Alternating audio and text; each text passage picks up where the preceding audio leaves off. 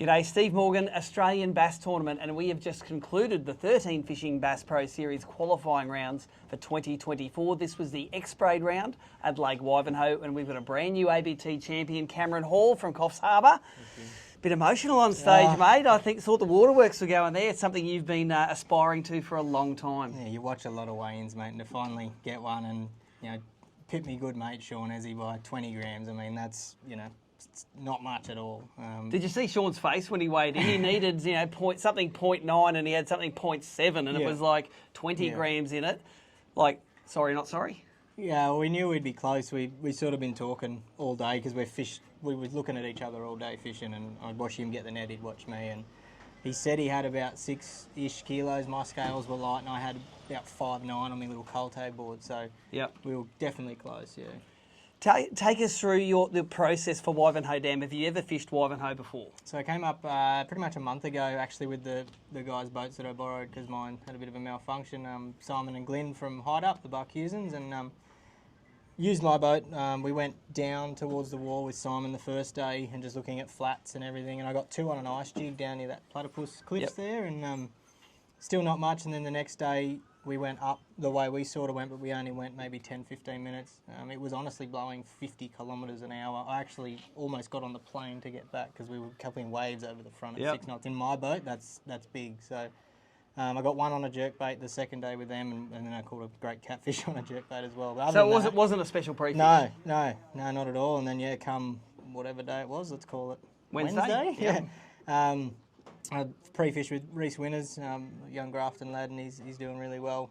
We decided we're going to go right up the back and have a look. Sean told me about a month ago he got a couple of fish up there, and I just can't do this deep stuff. We don't have it at home. I need to learn it, but I might just get a charter first. Might be easier. So you found some shallow fish. Explain the territory they were in. So it's an hour and 25 minutes, I think, roughly, at 6 knots. So I think I changed feet 3 times. You get a bit numb going up there. But yeah, it just sort of comes around and back on itself, and it's just a big flooded cow paddock, and the riverbed crosses over once or twice. Having the sounders in the Barcusins boat, I could see where the riverbed was, so we just sort of followed that. And yeah, we started on some steep rocky banks because, that's normally what happens, and then it sort of tapered into some nice grassy sort of stuff, and Reese was throwing a dressed jackal, which is that thing. Yep. I was throwing a jerkbait. And then the crank, I got 1 on the crank. As I'm pulling it in, I'm about to pull up the electric. Reese is still reeling in, and he catches one about the same size, about 1.2.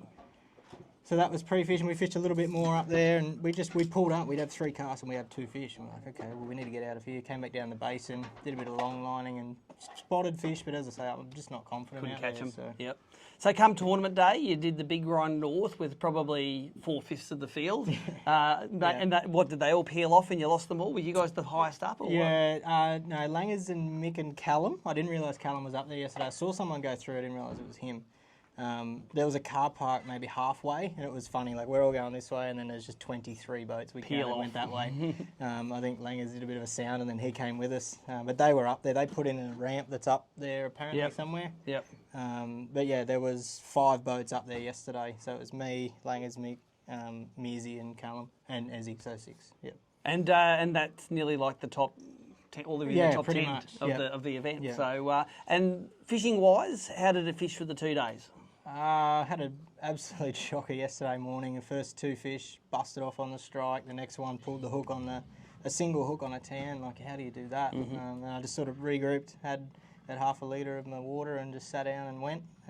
And yeah, I caught 5 fish completely yesterday, which was the bag. I think I caught 7 today out of the 5. So it wasn't like cricket scores of fish, but they were the right quality. Ezzy caught like 25. That guy's just a gun. He had a matte black and he wouldn't give me one, so I had to resort to what I had. Yep. Yeah. So let's go through some of the baits that you used. This one here, that's a crankbait. What is it? That's a Megabass Z3, that one. I like the colour of it because it looked like a bony that one of the fish and pre-fish spewed up on me. So I don't think it really mattered, but hey, let's call it did. That's on a Diver TD Black. Diver look after me, so I love using all their gear. Touch of the 100, that's 10-pound J-braid grand, so the older blue stuff, and the new Expedition braid, X-Link leader, goodness. That's good gear, isn't it? In 12-pound, because, Reese got put into the sticks a little bit on pre-fish, and he was using 10, I think, and the water's got a bit of colour up there, but it's not crazy, so there's no need to go light up there. So outfit number 2. This is one of my the favourite rods. Dress jackal, Yeah, aka the horse shit. Yeah, I got 3 of these things. This is a 722 MLXB. I know Braden Shoe likes this for spinnerbaits, but it throws a TN beautifully. I throw chatters and spinnerbaits at home on it. Yep.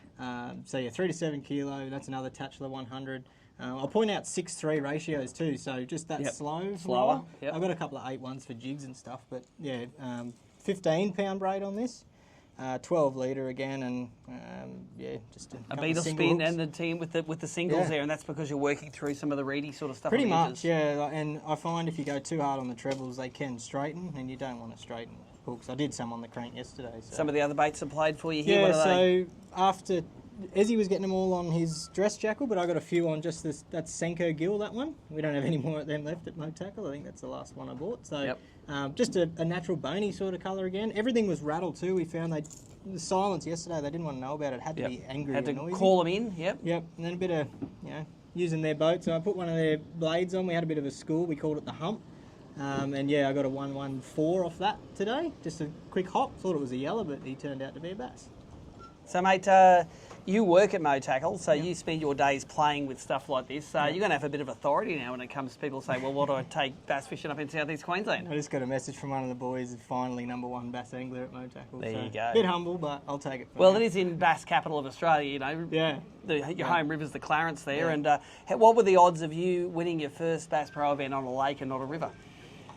Well, I was very close at home. I was leading and coughed a bit, and then come from 15th to 1st at the Richmond and coughed again. So it was about time, I think. Yep, about time it happened, mate. You put your effort into it. You emotional on stage. Good to have your family and friends here congratulating you, mate. Anyone you want to thank? Yeah, firstly, Mum and Dad. They've come to every round this year. They've actually taken their holidays off. I don't live at home, but it's awesome to have them here. Partner Bree's come away with everything. The winners guys as well. They've come to all of us, and we've just sort of driven together and whatever. I'd like to thank obviously Daiwa, looking after me, rods, reels, line, everything else. Hide Up and Noiki obviously used their boat because mine had a problem. You guys, no one actually sees what goes on behind the scenes. Like Nicole's down here at 5:45 with a Yeti and ready to go with coffee in it, I'm sure. And, it might be vodka, you never know. Yeah, and there's barely anyone left to help pack up, but everyone's happy to fish, so you really don't see what goes into it.